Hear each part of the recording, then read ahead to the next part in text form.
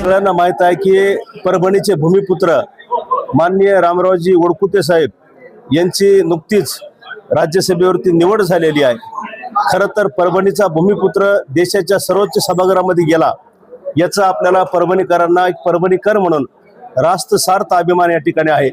आणि आपल्याला जो काही आपला माणूस इतक्या वरच्या पदावरती गेला त्याचा जो काही आनंद झालेला आहे तो आनंद व्यक्त करण्यासाठी, आपल्या माणसाचा गौरव करण्यासाठी आणि आपल्याच माणसांनी आपल्याच माणसाचं कौतुक केलं पाहिजे ह्या भावनेतून हे जे काही आयोजन समितीच्या वतीनं येणाऱ्या 12 तारखेला त्या ठिकाणी हॉलिडे फन पार्क MIDC परिसरामध्ये असणार आहे।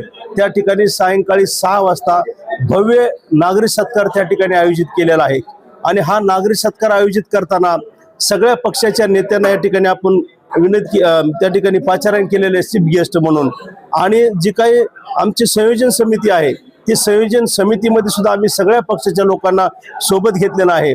आमची व्यक्तिगत कोणती विचारधारा आहे, रामरावजीची कोणती व्यक्तिगत विचारधारा आहे, त्यांचा पक्ष कोणता, आमचा पक्ष कोणता, ह्याचा कुठल्याही प्रकारचा इथे संबंध नाही। फक्त परभणीचे नागरिक म्हणून, सामाजिक राजकीय चळवळीत काम करणारे कार्यकर्ते म्हणून आम्ही सगळे एकत्र आलेलो आहोत।